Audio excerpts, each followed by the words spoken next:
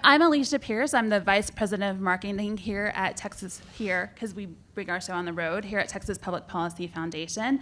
And I am so excited to welcome you to what I believe is our first ever media and storytelling focused panel. Because here at Texas Public Policy Foundation, we understand that policy is the heart of what we do, but as our name also implies, we're focused on the public, and that whatever we do, the stories that we're telling about those things and the communication that we do is essential to making any kind of policy reforms or changes actual reality. So I'm kind of spoiled as a moderator because here I have 4 panelists who are all excellent communicators. So mostly I just get to wind them up and let them go. So I'm going to give some brief introductions so that you know who we have here today, though most of them are no strangers to anyone who follows anything in Texas policy and communications today.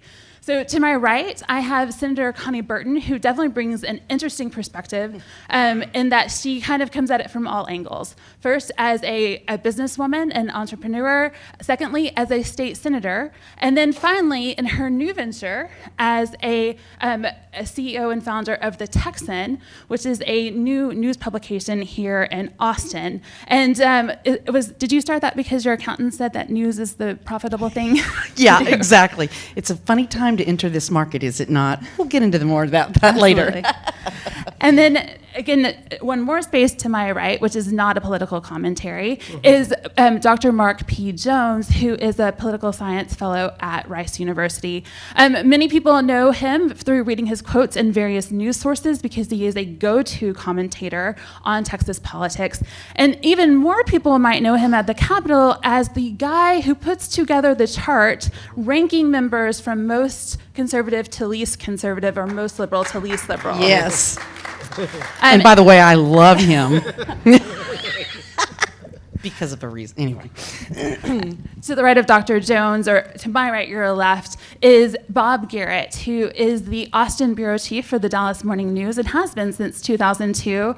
To Bob's credit, he immediately said yes to participating on this panel, even knowing that there might be some questions that are pointed. And as a news person, I really respect that he is willing to give as good as he takes, and I know that he will definitely hold his own here today as we talk about the media narratives here in Texas. And then at the end, we have Sherry Sylvester, who has also a broad range of experience, both as a journalist, who was a journalist in 4 different state capitals, so really reflecting on what that looks like, and then turned that expertise into a lot of advising and leading campaigns, both political and more private sector, and now, of course, is a senior advisor to the lieutenant governor. And as we all know, the longer your title, the least important you are, so senior advisor, quite an important title. So with our panelists, one of the things we wanted to kick off with, we're talking about telling the story of Texas. We're going to do a little exercise in headline writing. And we'll start in the same order. Give me your headline about the modern story of Texas. Oh my gosh. The headline of the modern story of Texas? Well, let's see. I would say Texas is a successful state. Do you want me to continue on with that or just that? You want me to just give you a headline? That is a great start as far as a headline. Yeah, Texas is a very successful state, more successful than other states, as is obvious by the amount of people who are moving into our state. Californians aren't moving into Texas because of the weather. Right? They're moving here because of economic opportunity and the good things that are going on in our state. Dr. Jones, as an academic, you don't often have to write things so concisely, but what would you say is the headline for Texas right now? I think one would be Texas, the state of the future, or Texas, businesses booming in Texas. In part focusing on the idea that when you compare Texas to a lot of the rest of the United States, and the rest of many places like Michigan, the upper Midwest, the Northeast, the best days seem to be in the rearview mirror, whereas in Texas, it's ahead of us. Would you, when people characterize, as goes Texas, so goes the United States, kind of looking at big trends and patterns, do you find in your academic work that seems to be the case?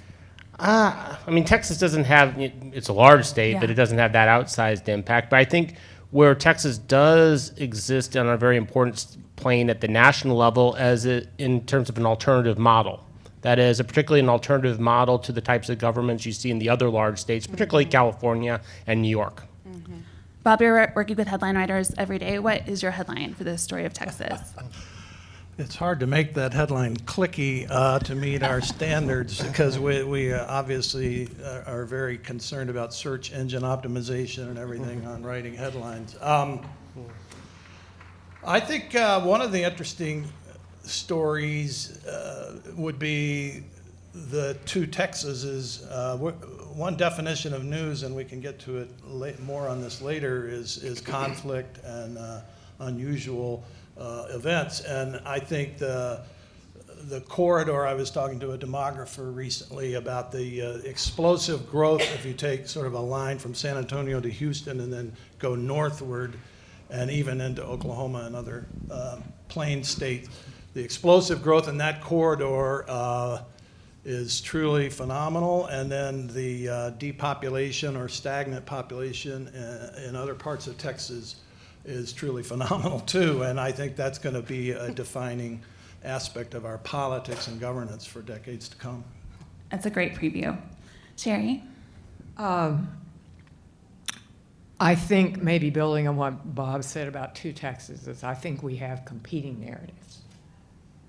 And I think that for a lot of us, which just proves Bob Dylan is right, that you don't need a weatherman to know which way the wind blows. A lot of us know that Texas is the light of the world, as we just saw in the video, that, fourth largest producer of oil in the world, as Governor Abbott said yesterday, strengthening economy, everybody's building here, we're going to gain 2, maybe 3 congressmen, California's going to lose 1.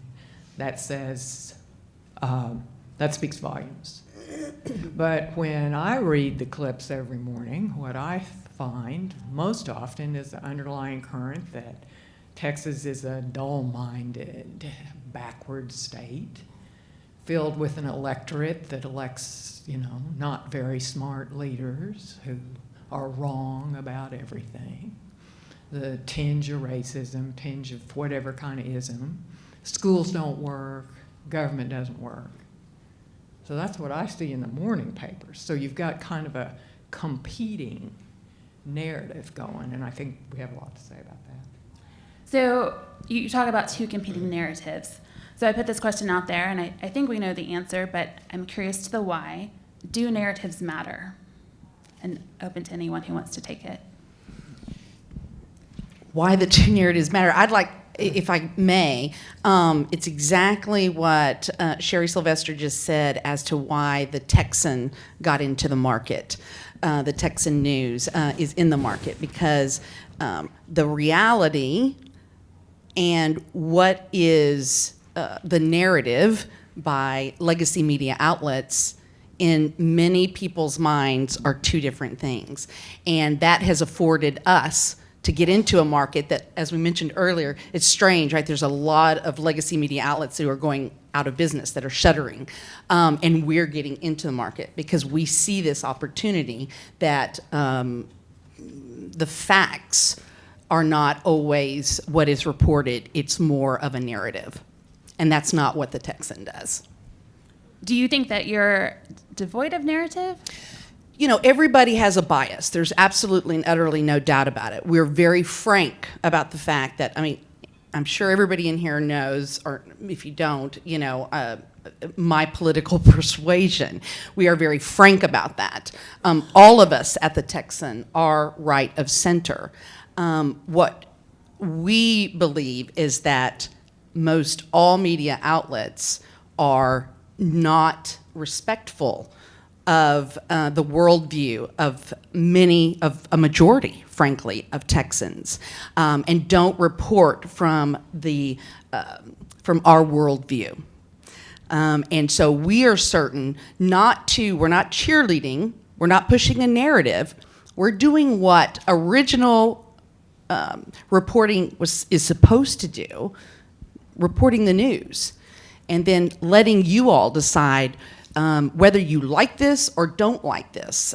We want to make you educated people at the ballot boxes. We don't want to push a narrative on you. I think, frankly, we're all tired of that. So we're getting back to the old-fashioned reporting. And again, like I said, we are very open and honest that we are right of center, but we're not cheerleading for anybody, and we're not pushing a narrative.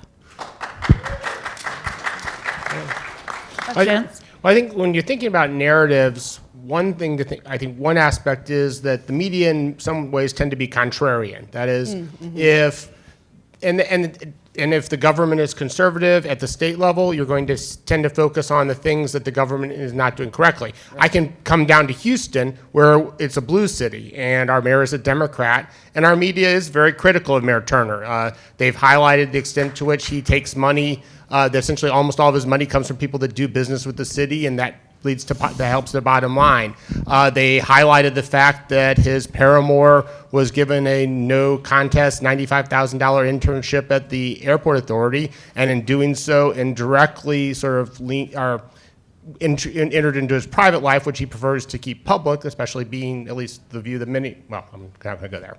I think we know. I was going to say, you just connected some dots for me. Thank you. So, Okay, that's good. Yeah, well, I'll stop there. But so the Houston media is so there is a tendency to be contrarian and not wanting to be cheerleaders for the government. And so I think, some of it is partisan, but others is just essentially where the place that the media views itself as a watchdog. And if there's a group in power, they're going to be perhaps overemphasizing or at least leaning towards the more critical side of the people in power. Now, of course, you'll have a counterfactual of that. If Democrats take control of the state, then we'll be able to say, if the media does the same thing there as they do with, say, Governor Abbott or Governor Perry.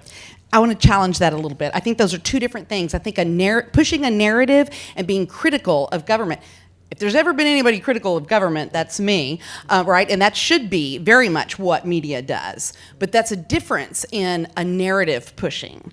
More of, this is how things are, therefore. Again, the worldview is very different from legacy media outlets than it is with many people, with a majority of Texans. They'll paint a picture of, maybe, for instance, a Virginia gun rally as white nationalists before it even happens, right? We get this same kind of thing even in Texas, and so many people see it and have seen it for so many years, right? So it's one thing saying, reporting the news, talking about whether a mayor did this or, this bill does this. That's something media should do. But what they shouldn't do is push a narrative that paints half of the population as something that they are not. If they are strong on border security, if they believe in a sovereign nation and want to push for border security, that does not mean that they are racist. And there's always those kind of undertones in the media perspective. So those are, in my mind, those are two very different things. Bob may want to defend himself, but I want to expand on that a little bit because I think First, like to know what crime I committed. And if you'll make sure and use your microphone because we do our live streaming. we have to use the microphone. Okay. I think, my belief is that the Texas press is a little bit different. I mean, the press is biased. We know the press is biased. That's a reality. They're liberals. We've known that forever. But I think I give you a TPPF answer for what has evolved with the Texas press. And there are some good reporters, Garrett being one. I never say most reporters are good. There are some good reporters, Garrett being one. But the Texas press is different. They have this has never been a competitive environment. Right. And as we know at TPPF, if you don't have any competition, you don't do any innovation.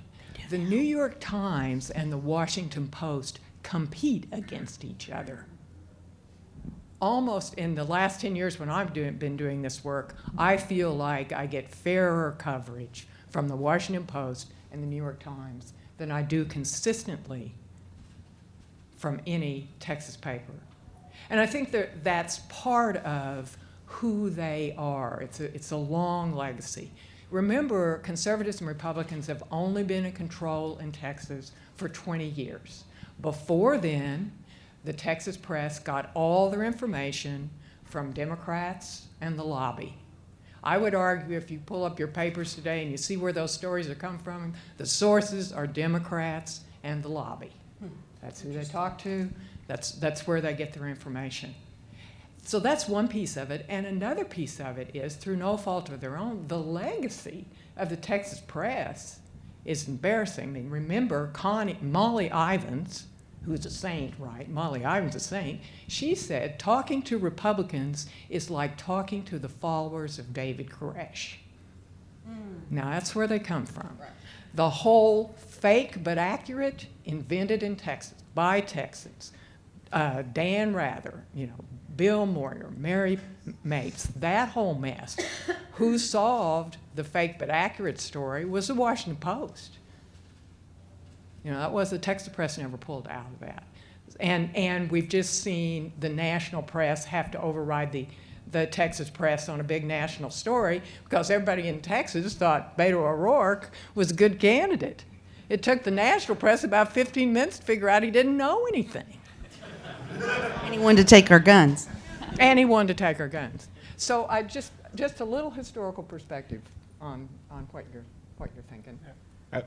I was at one point to give to Bob. I will agree wholeheartedly on the Beto narrative. I think, and that's this place where the Texas press did really drop the ball, and that there was such a love fest for Beto that no one wanted to disrupt the narrative. For instance, I gave several talks in Houston, and it always was astounding to me that giving talks to people who are very politically active, that almost no one in the audience knew that Beto's father-in-law is if not a billionaire, 100 millionaire. That no one knew the level of privilege that Beto O'Rourke came from, in part because the media never investigated. And to the extent to which they did, it was very narrow on his role in an eminent domain vote. But no one really talked about the fact that Beto is not the common man that he liked to portray himself, skateboarding at Whataburger. So I will say that, I'm not that critical of the media overall, but I think the Beto narrative was one thing that there was a net narrative there that no one wanted to disrupt. Well, Bob's paper pointed out he didn't know anything. So that's true. I mean, the editorial.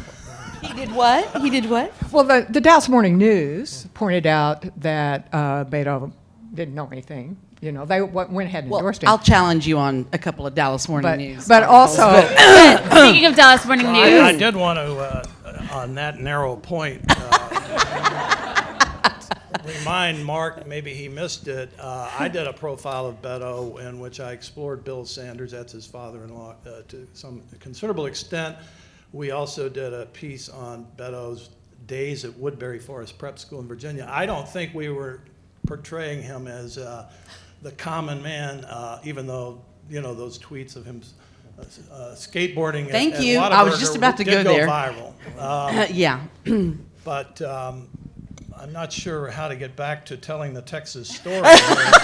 No, I like where we are. I did want to I was going to bring some props here because I did want to illustrate. And I did want to say, Sherry, I go back as a cub reporter to when Dolph Briscoe was governor. And so the Democratic governors of the modern era, there was a conservative, Dolph Briscoe, a moderate, Mark White, and a liberal, Ann Richards. So I think it was Republican domination of the last 2 decades is not like it took a state that was liberal and moved it to the right. It was center-right the whole time I've been covering it.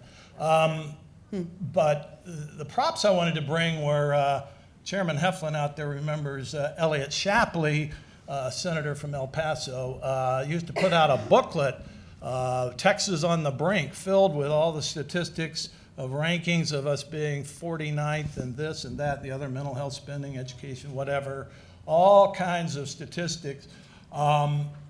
And Shapley was not a shy person, and he pushed that agenda on the press. And similarly, TPPF has put out booklets. I have one which Art Laffer autographed for me. It's California versus Texas. I don't know if you've updated that lately, Alicia, which is presenting a totally different set of statistics, focused heavily on tax rates and regulatory ratings and things like that.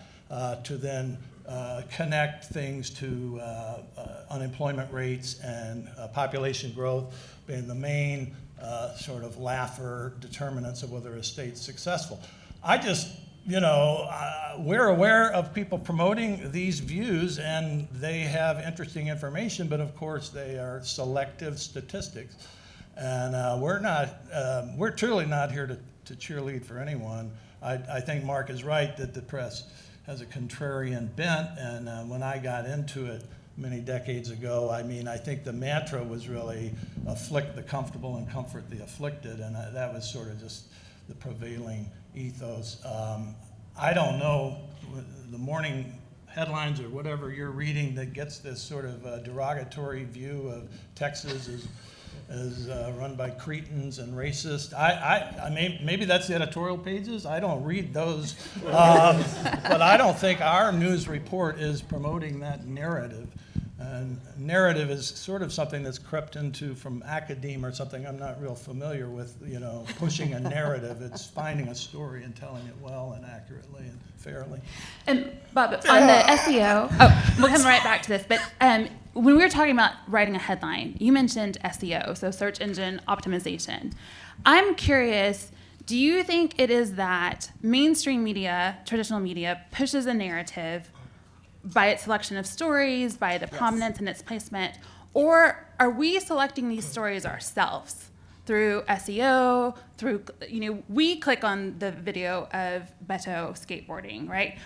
You have a headline that maybe you don't think is all that important, but it takes off and it goes viral. Where do you think the traditional media is crafting that, and is that something you're finding in your newsroom, that what people are picking up on is because they're not reading the physical paper anymore, that's creating an impression for them and what they're reading? That's a good question. I do think people who, God bless them, still pay for the print product do see physically a series of judgments made about what happened in the world, in our country, in our state, in our city the day before, that you don't get on the online experience. Is so different from whatever your feed is or whatever your Google search word terms are, whatever your email newsletters you're getting is a much more different experience that's not curated quite as much and quite as broadly or as expertly as a traditional print media. So, we pay a lot of attention to, because we're trying to get digital subscribers. I think Connie's in that game too. We pay a lot of attention to headlines and how stories look visually on cell phones now and stuff like that, because that's our audience.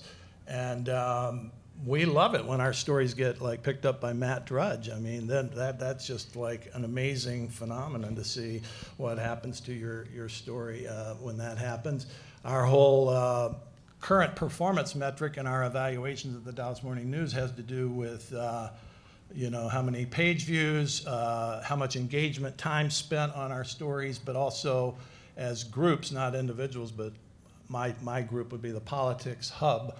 How many digital subscriptions result from leaving one of our stories and going and subscribing and paying money to the Dallas Morning News. Please give us your credit cards. But, were you done? Yeah, I'm done. One of the things that, along those lines that the Dallas Morning News did, which I think makes my case that nobody else did, was that they admitted that people in Texas were concerned about property taxes. And of course, they were very concerned about it in Dallas. And Dallas put out some of the best data on individual property taxes anywhere in the state.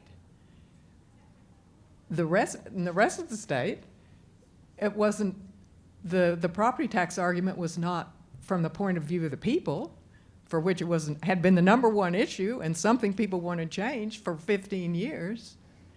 The papers took entirely the position of local authorities who didn't want to cut the property taxes. But Dallas really went after it because, it was the truth. Well, it was Rebecca Allen, a reporter I recruited. She did a great job on that, and we lost her just recently to the Texas Tribune. Maybe they'll do more of the reporting you like. On that note about young reporters, I have questions for Senator Burton and for you, Bob, who you have young reporters, and Senator Burton, when I look at the bios of your reporters, none of them have a traditional journalism background. Yes, exactly. Is that something that you did on purpose, or Yes. is that it?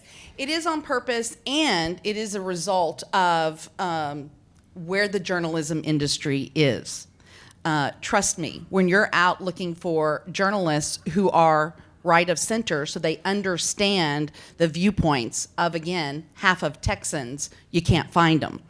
But it was kind of during this whole process, it was very strategic in that we wanted policy people first who have excellent writing skills, so that understand the issues and where Texans, how they feel about it and their thought processes on it. And so again, that we have reporters that are reporting on issues that are important to half of Texans and not insulting their worldview, right? So these are young policy experts who are excellent in writing, who go to forums, press conferences, and report on it and do a really good job. I will tell you, one of our best compliments, and we get it quite often, is this is so refreshing. That's the word we hear a lot. This is so refreshing because I do not know the political persuasion of the person who wrote this article. And isn't that nice? Isn't that nice? I mean, I know, we all can, again, when we're reading so many of these articles, we see it. We read it constantly. We know that their worldview is different. And it was kind of interesting, Bob, you saying that, we're not pushing a narrative or anything. It's that disconnect is so interesting to hear. It's something that I think a lot of Texans have seen for a long time, and we continue to hear from legacy media outlets. They don't understand why that the industry is going under. And there's a lot of reasons for that. But I would venture to say, because people are tired of the narrative pushing, and they just want information, and they don't want to be told how to think or that their worldview is something that they should be ashamed of. Bob, when you're working with young reporters, how do you maybe coach them or instruct them in approaching stories or addressing bias? I mean,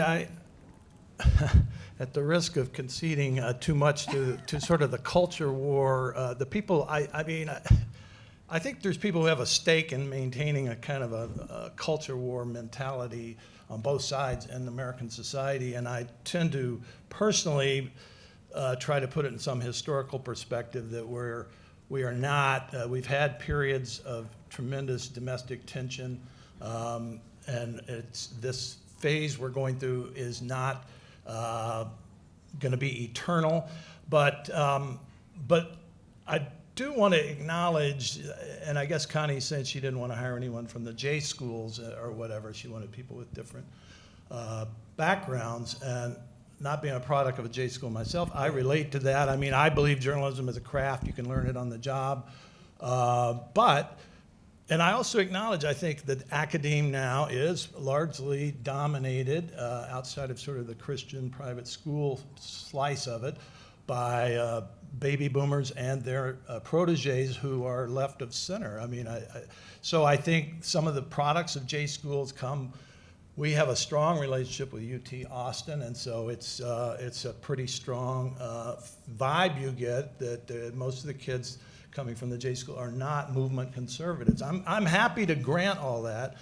I just say that, I mean, my job is to make them into journalists. I mean, regardless of what sort of hatchery they've been in and what's been the environment around them. And, I challenge them on stuff, and I think it's a healthy process. I'd like to make one point in that regard. So I have a lot of interaction with journalists in the state. And what I've been really impressed by is the younger journalists in particular.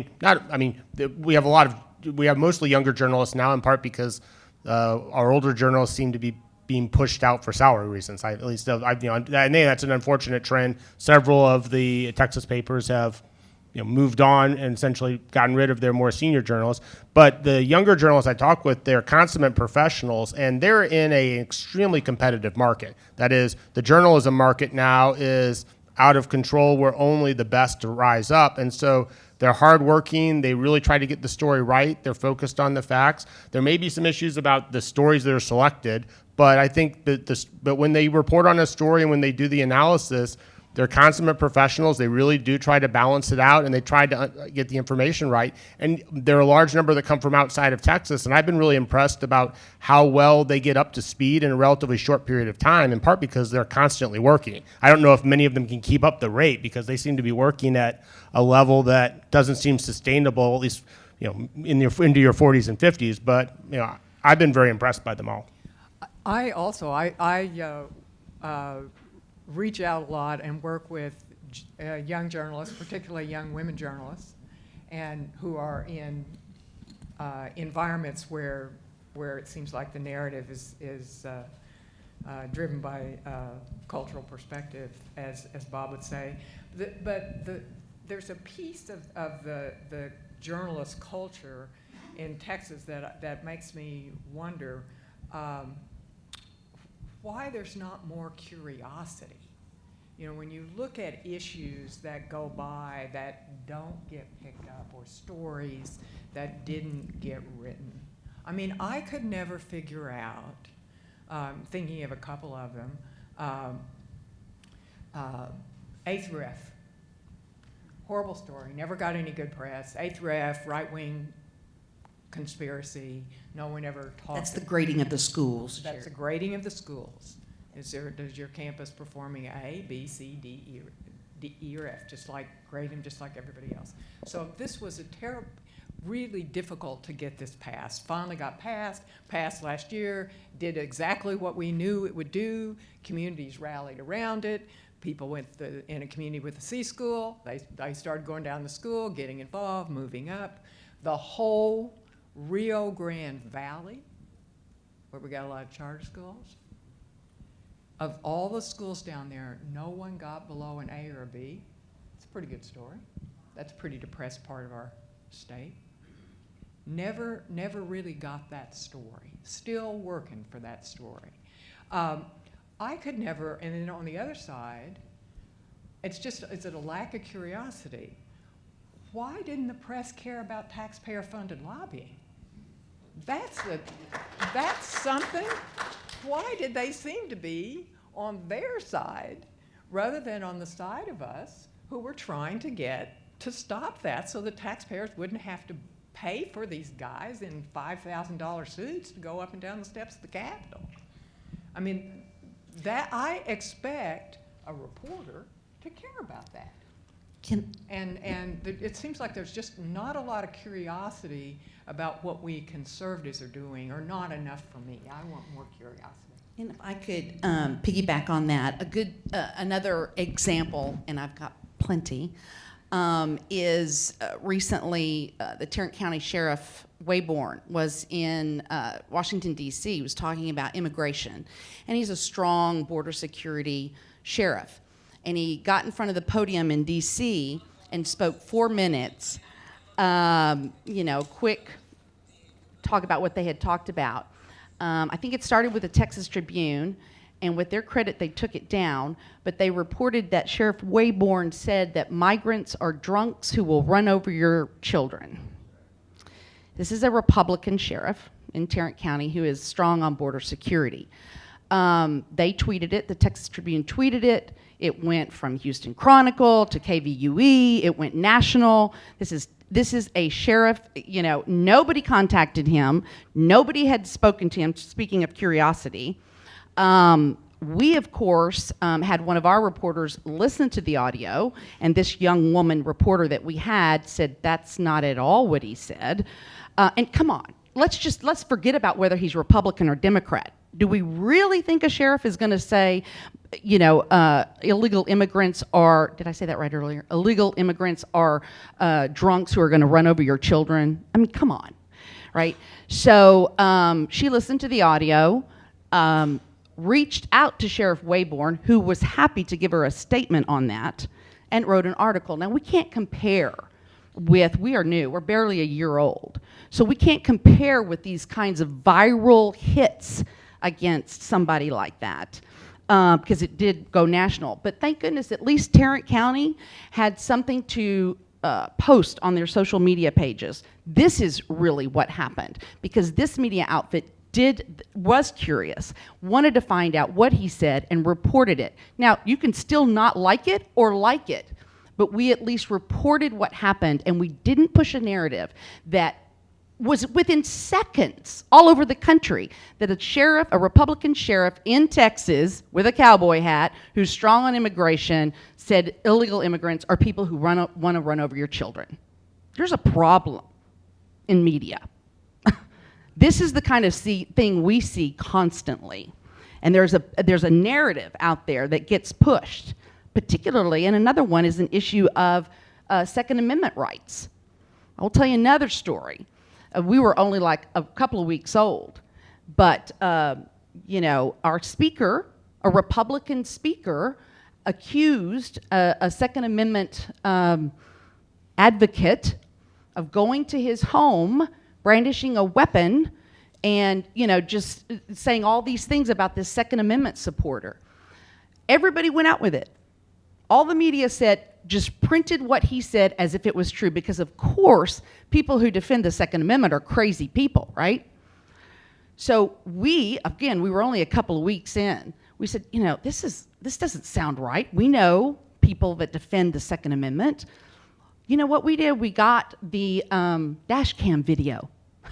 We waited to report on it, to get the dash cam video. Speaker was completely and utterly false in everything he said. It was all false. But did anybody change their story after their initial reporting of what he said? No. We've got a problem. And this is why the Texan has entered the market. With that idea of it being in the market, Bob, do you see the Texan or other publications, maybe even a blog or the Tribune or other ways that people are getting their news, maybe even directly from newsletters and social media, is that competition or is that a compliment to what you're doing? Is this okay? I was getting some signals back there that I had it too low. I thought we were going to talk about Texas and telling the story of Texas, and so it's kind of devolved, I think, into the media thing. But I would just say your first point, Connie, I think you're right. I'm not happy with the Texas Tribune and how they handled Sheriff Oyborn's testimony, and that is a problem. And they corrected it, but they haven't, to my satisfaction, acknowledged. And the damage was done. I think on the Dennis Bonnen stalking thing, we reported his initial thing. When the dash cam thing came out. You just said stalking thing. Dennis alleged stalking. I mean, are you going to let me talk? Well, if you're going to quiz me but on you're every verb I use, again, you're saying I'm stalking. using He a in no way shorthand, and I stalked think anybody. Everybody knows what I'm talking about, Senator. We have an article y'all can look at. But we did write about that guy had been a staffer to a Dallas senator, Don Huffine. So we were, of course, interested in whether, it was kind of hard to believe that anybody with a Capitol background would have done what the speaker alleged. So I think that there are those episodes. We stumble. We sometimes are slow to get back to correcting the record.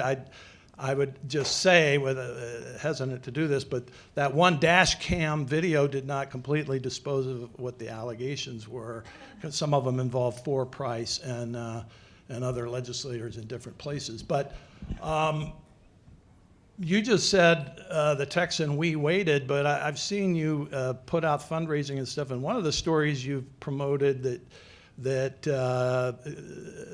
you're very proud of is on the child in Dallas who is wanting to, or his mother is saying he wants to change from boy to girl. And I would just tell you, we waited a year to do that story because the only person talking was the father. Both parents in an ugly custody battle were under a judge's gag order, and the only one who was defying that was the father.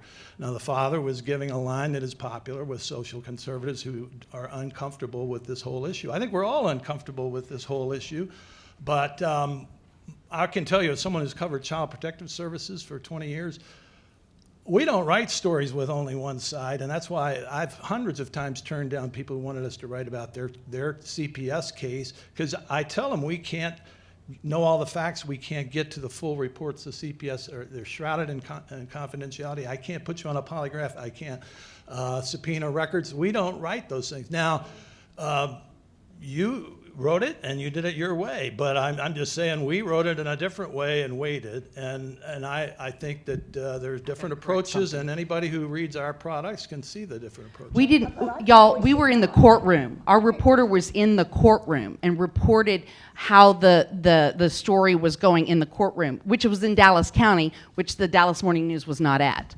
Now, when it went viral, once our story was the only one, people used our reporting, which is, by the way, the one story that people used said, I don't know their political persuasion. This is very interesting. Y'all, this has political and societal implications. This is an important story. And it was in Dallas County. We were the only ones there. And then when it went viral, when Governor Abbott, Ted Cruz, others got involved, then the day of the judge's verdict, that's when the Dallas Morning News showed up. Oh, and by the way, the judge there in Dallas County said the Texan will not be allowed to hear the verdict. But we had been reporting honestly, openly, no sides. But we need to respond to Alicia's question. Oh, no, I like Why responding to start my now? own. About the role of digital and how that affects what we do, and are we driving it or is it driving us? I mean, one of the things that I wonder how you separate with your reporters, and I once called the Houston Chronicle, because is Twitter. Yeah. So you may read a reasonable story. Yeah. Written by a reporter, it seems reasonable, they do this and that, and they get on Twitter and they say, well, this is stupid, and they're crazy, and I mean, you know, they say horrible, vile things, and how do you separate that out, and what kind of guidelines are there? I mean, I work in politics and public policy. I have the food writer at the Chronicle pinging us on Twitter. The food writer. Yeah. I would say when I reviewed Twitter, and I follow a lot of the reporters, they're probably, one thing that some reporters probably should reflect on a little bit is some of their posts, because sometimes I know I interact with them, so I know they're professional, I know they're doing a good job, but then some of their tweets, if you didn't have that personal contact with them, you could begin to think, okay, this person does have an agenda. Now, it's not all the reporters, but there's some of them that do probably post a little too much on Twitter, and a little too much that is a little too polarizing, or at least controversial. That's something I've noticed too, is the copy in, sometimes the stories may be very, even-handed, factually accurate, but the copy that a lot of the media use in the post, right, is very narrative pushing. We do make sure at the Texan, when the Texan is posting an article, it's just very da-da-da-da-da-da, right? It's not a, and we don't have advertisers. We are, we're not dependent on advertisers, and that's a big problem also, is because that's kind of what creates clickbait, and so you get those headlines that only make you click, and then you realize the story didn't have anything to do with the headline, because they just want the clicks because they want to sell them to advertisers. And we don't have advertisers, so we don't, that's not something that we have to worry about. We have subscribers. And so we're just reporting the news, and we make sure that our copy in all our social media is not pushing a narrative, even if the article is not. Well, my question's a little different. We're free market capitalists. Advertising's good. You're a business. I mean, but there's different business models, though. My question is, how has that changed what you do?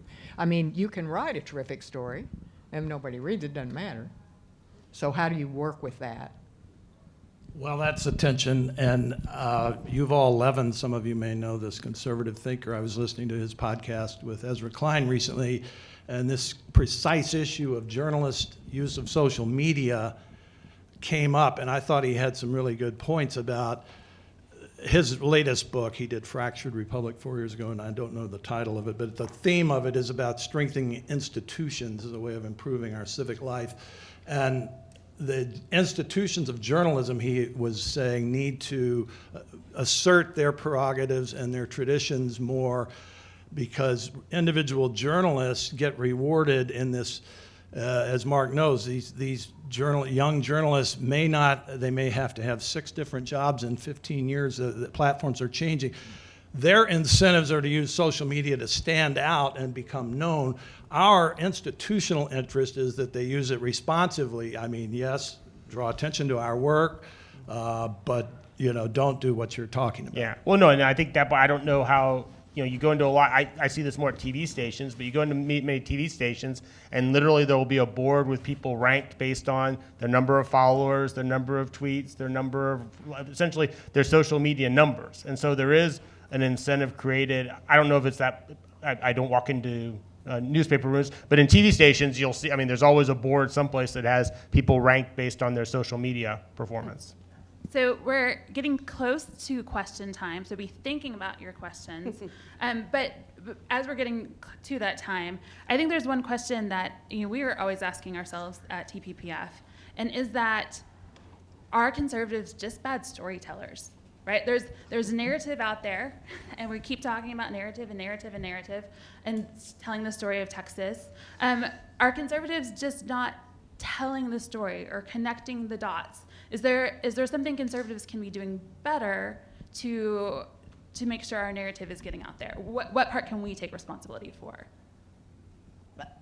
I don't think there's conservatives telling the story. I think that's been the problem. It's, again, an industry dominated by left of center.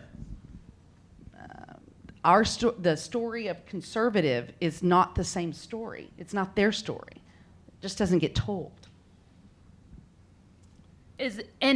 Where are aside from being a news outlet, are there other ways to tell stories? I was telling Dr. Jones earlier that when I was working in a public relations role and sometimes reporters would ask me for a source, I'd have to send them to him, who was a great source, but I didn't have a large number of conservative sources that I could send them to, because they wouldn't always take a call from the press. They would take a call from the media. Exactly. Are there ways that we can cultivate maybe a little more savviness in the conservative movement? But Bob, do you think that there's times that you have a hard time getting conservative voice to talk to you or to talk to legacy media? Matt Schaefer is always available. No, he is one of the more accessible. I was wondering why he mentioned that. I think there is a larger issue, and Sherry is probably the person that has the vantage point on this that would be interesting. But there is definitely less access to elected officials by the mainstream media in recent decades in this state.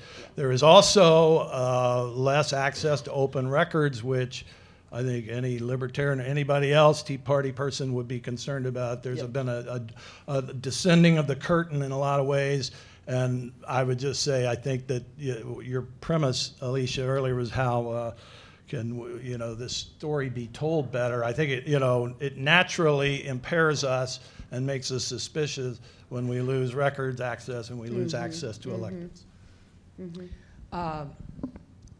Well, I promised Alicia I wouldn't do any spinning on this panel, but in terms of telling the Texas story, I work for Lieutenant Governor Dan Patrick, and I think he's probably one of the most gifted legislative leaders in the history of the state, and that includes rock stars like Dick Armey and LBJ, and he can tell a story.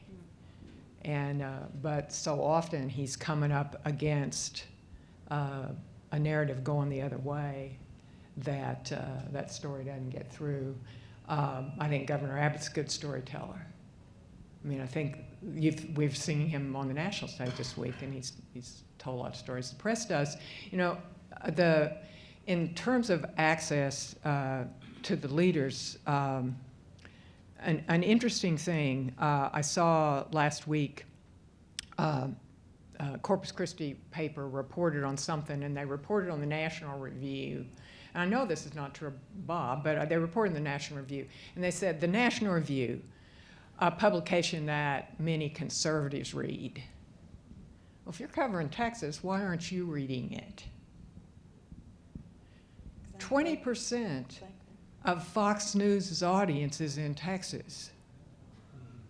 If I walk up and down Congress Avenue and walk into some news bureau, Fox ought to be on.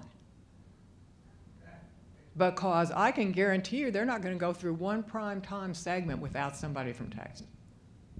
It's not going to happen. So I get calls from reporters sometimes saying, well, your boss hasn't said anything on this. And, I'm going to say, my boss has been talking about it for 3 days. So it's that piece of it. If you make a statement, and it doesn't show up in the Texas Tribune, did it really happen? So. And on that question for the ages, we're going to questions. So just a couple of ground rules about the questions. Number one, speak into the microphone. We are live streaming, and so if you don't speak into the microphone, people will not hear you. And also, it's hard to hear up here if you don't speak into the microphone. Secondly, to keep it brief. And then finally, to make sure it is actually a question. So ask yourself if it ends in a question mark, and if it does, please proceed. So with that in mind, we'll start here on the front row. Hello. I'm kind of in between Connie and Bob on the I think both of you are correct in some sense. I'm wondering. I like you. I'm wondering how much of it is just cognitive biases that we know. I mean, you can report on something that happens a lot easier than you report on something that doesn't happen. Of course, the digital drive is shortening all of our attention spans. We all know that we don't have the audience is not following long stories. They're not sticking with the point. They are biased towards a vivid story. So how much of it is also beyond the politics that I think everybody agrees there's a liberal bent? How much of it is a cognitive bias in the news? Like vivid bias. Man bites dog is a story. Dog bites man is not. So we tend to focus on the rare occurrence rather than I see what you're saying. just for one. Yeah. Yeah. The rare. I would say that's. I'm trying to think about that in terms of the Texan. I mean, that's not really. We are a political news site, right? So we're reporting on as many things as we can so that people can be educated voters in Texas. So that kind of thing doesn't really affect us as much. That I can see that in a general newspaper, right? Being much more, and it's probably more a Bob question because we are very focused on political news. So I don't know. Yeah, I mean, man bites dog has always been my rule. I mean, it's That's a something story. unusual. Is it conflict? These are sort of our defining things. Is it a trend? Is it important? That last one may get into the bias you're The talking about. truth is a longer story. Yeah. If the idea of the press is to help the public ascertain the truth, that is a longer story. Right. And so, Bob, do you think that is the responsibility of the press in covering day-to-day news cycles is to help people understand it in a larger way, or to just understand what happens today? Well, no, I think we should follow stories as to whether you can rely on your friendly First Amendment news organ to help you ascertain truth. I'm not optimistic you're going to get the help. All right, if we can go over here.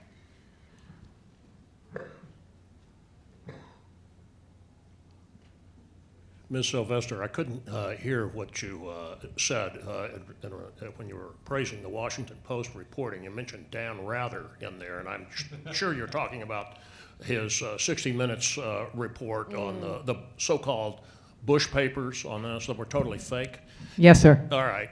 Well, it was powerlineblog.com that busted Dan Rather. Absolutely. And it funneled through, I think, 2 or 3 other websites to show why they were completely fabricated. Right. And then one other point here, and this is actually something that leads to a good question. You all been describing tailgating, where somebody picks up something on a tweet or misreports something or chops something out of a statement and focuses on it, and then everybody repeats it. You had two examples of tailgating after Dan Rather's fake story. Mainstream media initially reported it. Here, we're busting George W. Bush in an election year. Then slowly you had a David versus Goliath story where these pajama-clad bloggers, actually experts in their fields, the three guys at Powerline at the time were all Dartmouth grads and lawyers, turned it around. So, yeah, First Amendment worked. Mainstream media did not. Please comment. You're right about that. I just had, you're absolutely right, and thanks for expanding out the whole story. The one piece of the little story that was interesting to me is that they found the Burkett fake documents at a Kinko's in San Marcos. And what bothered me was that, so you're in the reading area of either the Express News, San Antonio Express News, or the Statesman, but it was the Washington Post that went to that Kinko's and got it. That was the piece I was talking about. So, Having just talked about bloggers and news, let's get Adam here in the orange shirt, who himself has a blog and news perspective. My question is for Connie Burton. There's been a lot of talk on the panel about sort of myths and narrative pushing at the expense of reality and what the facts actually lead you to. And I was just wondering what you thought, if you felt that the idea that Texas is a particularly conservative state in the first place was more of a narrative and a myth, when the facts will actually show you that it's a deeply corrupt crony capitalist state, and it's been that way for the last 150 years. So when I say that we are a right of center state, what I'm basing that on, and frankly, this is kind of intuition, so I think we're more than 50% right of center. But what it all boils down to is all of our statewide electeds, are all Republican, right? Now, this last election, 2018, Ted Cruz, Beto O'Rourke, which I think was somewhat of an anomaly. Ted Cruz did beat Beto O'Rourke by 50.9%. But if you just look at it from an election point of view, it's very clear that Texas is a right of center state based on all our statewide and based on the Ted Cruz Beto O'Rourke race. Again, my thinking is, but this is anecdotal, is that there's a heck of a lot more people out there who don't vote in the general elections. I think we're more than 50% right of center. So when I say that, that's what I'm talking about. That's not anecdotal. That is fact. All right, we've got a question in the back here.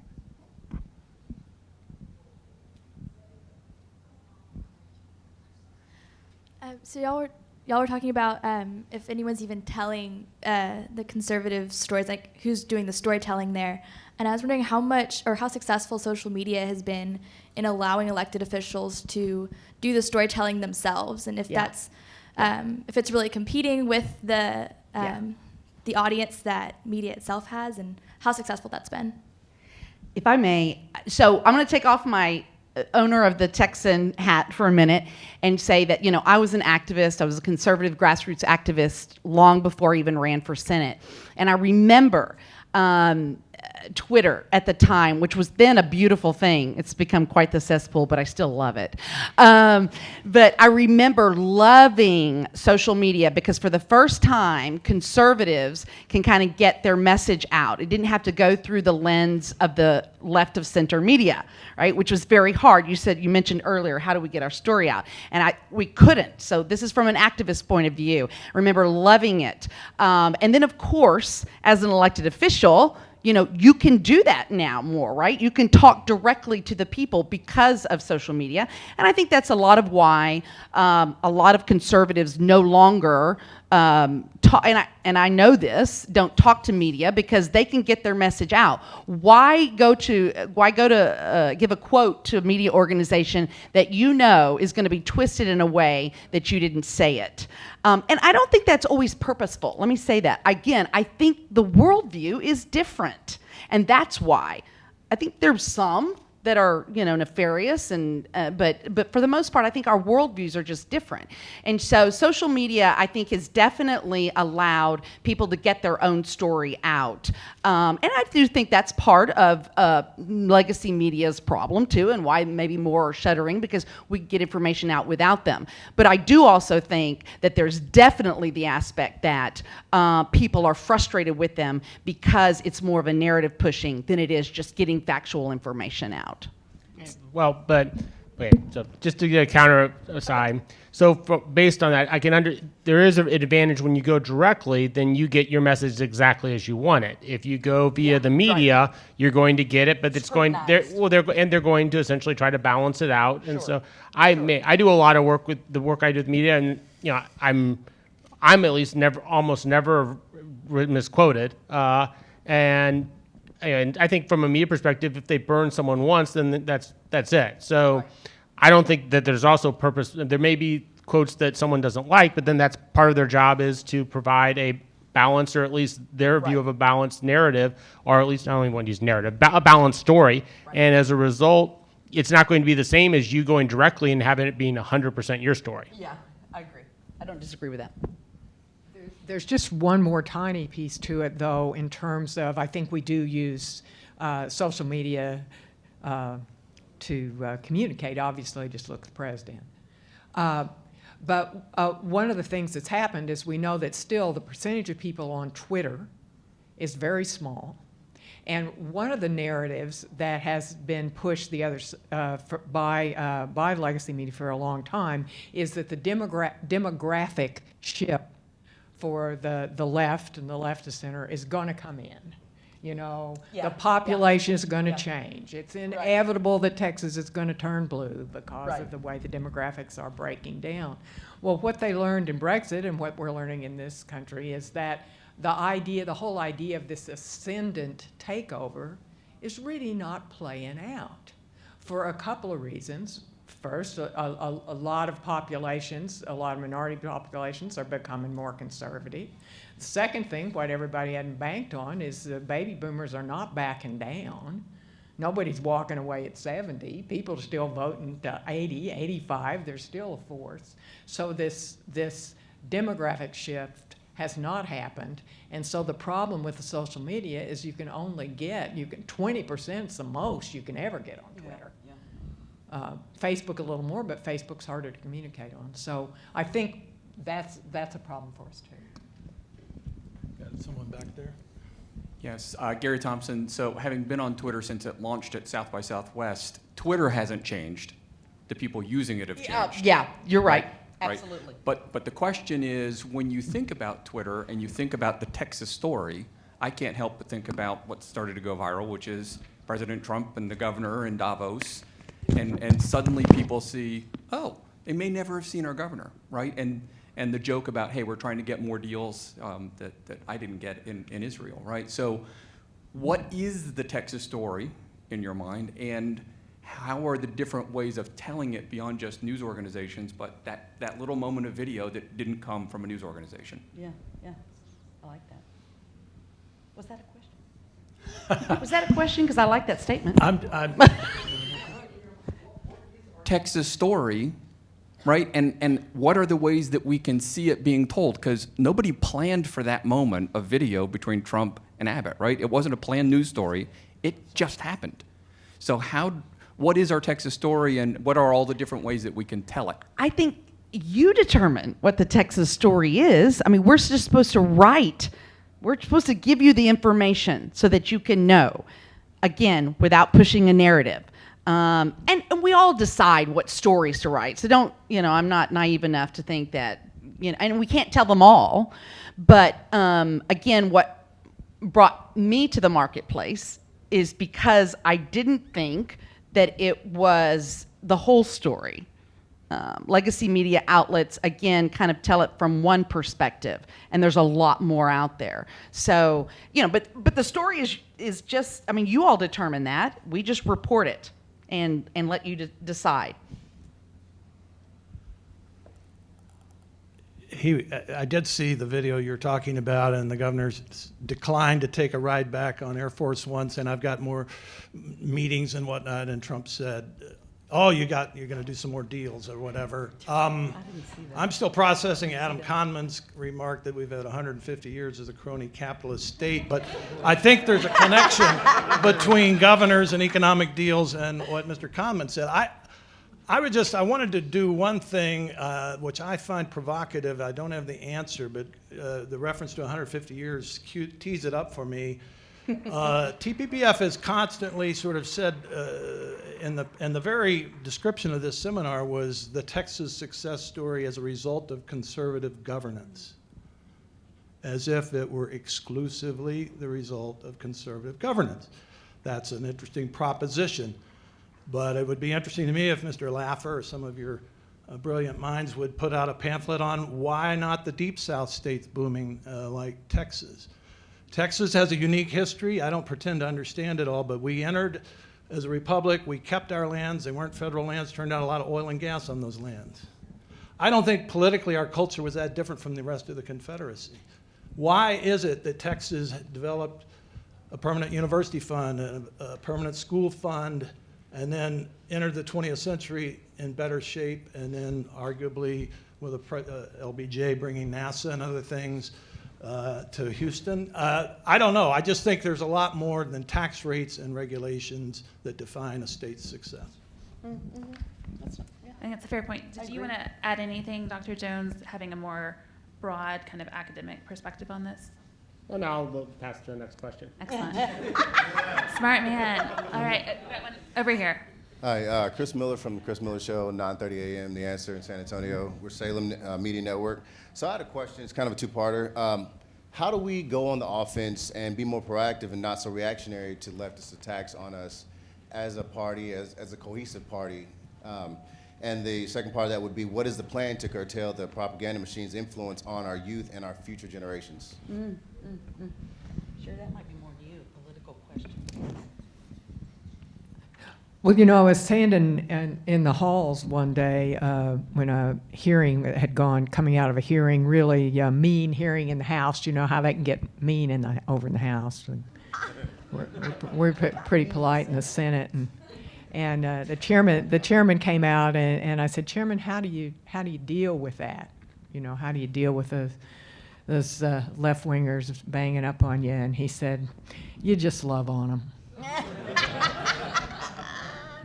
Just keep loving on them. And I think that's part of the culture here in the Capitol is you know, that we cannot respond to them in where I feel like we get a lot of hate, we get a lot of vile stuff. I've certainly had vile things said about me on social media. I know Connie has too. We can't stoop to that. If we are who we say we are, then we got to be who we say we are. So that's my thought about that. Did you ask about the young that are coming out? Yeah. So, Go ahead. Just from a personal viewpoint, higher ed concerns me. A lot. A lot. all right, I think we have time for one last question, and fittingly, we'll go to the rep over here. Thank you. Sorry I didn't catch it all. One thing, when you talk about sort of the mainstream media being left of center in their personal political views, I believe that's true, and I think many of them will acknowledge that. But one thing that I have also observed is that they are increasingly secular versus having a religious affiliation of some sort, or considering themselves religious. And I think that affects the reporting. And I'll give you an example. Rick Perry recently did, Fox and Friends or something, and he talked about God chose Donald Trump. And many in the media, their heads exploded. But journalists that had been spending a lifetime in some pew somewhere would know that Christians in particular believed the same thing about Barack Obama, the same thing about Bill Clinton, because we have a belief that a sovereign God chooses our leaders. And so when Rick Perry was saying that, he was saying that because Donald Trump that's lining up with a biblical worldview for him. And so would you please respond to the fact that there seems to be, particularly maybe in the younger generation of journalists, they don't have a religious affiliation, they don't consider themselves religious, and so when elected officials or people make a statement that comes from a religious background, it does seem like a man bites dog story because they have no personal. So would you respond to that? Man, I love that. I gave a couple, I don't know if you're in here, but I took it more from issues oriented, right? Like many of the journalists don't understand Second Amendment defenders, people who, so their stories are just like, what? And that's basically what you're saying from a religious perspective. And honestly, it's not something that I've even thought of, but you're exactly right. That always happens when elected officials are speaking of their faith. It's kind of written in a way that they're wacky. They don't understand it. And I think that's what I'm always hitting on as far as the Texan is concerned, because we get it. We are right of center, so we understand it. So when we report it, in my mind, we're more accurate because we understand the worldview. And it doesn't come, but again, we're not cheerleading for anything. We're just reporting it and not reporting it in a way that's bizarre to us. But anyway, that's just my thought on that. I mean, I think there probably is.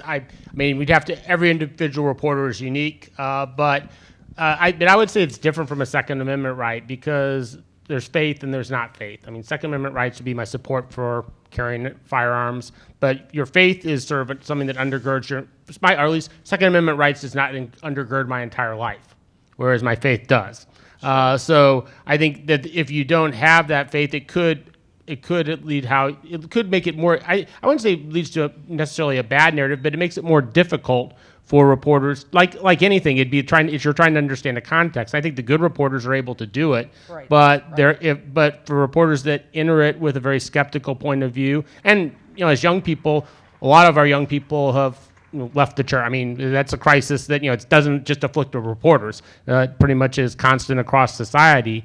But there probably is something there that their reporters' ability to report on matters of faith it's more difficult if they themselves are not a follower of Christ. You don't think that follows in other issues as well? If you don't understand it, if you don't understand the viewpoint, I think, and you're right. Granted, there's going to be a lot of reporters that do a good job because they can put themselves there. Yeah. But I think, again, if you see it differently, if you only see Second Amendment as gun-toting crazies, if you only see people who sit in pews as religious zealots, I don't think you can tell the story as well.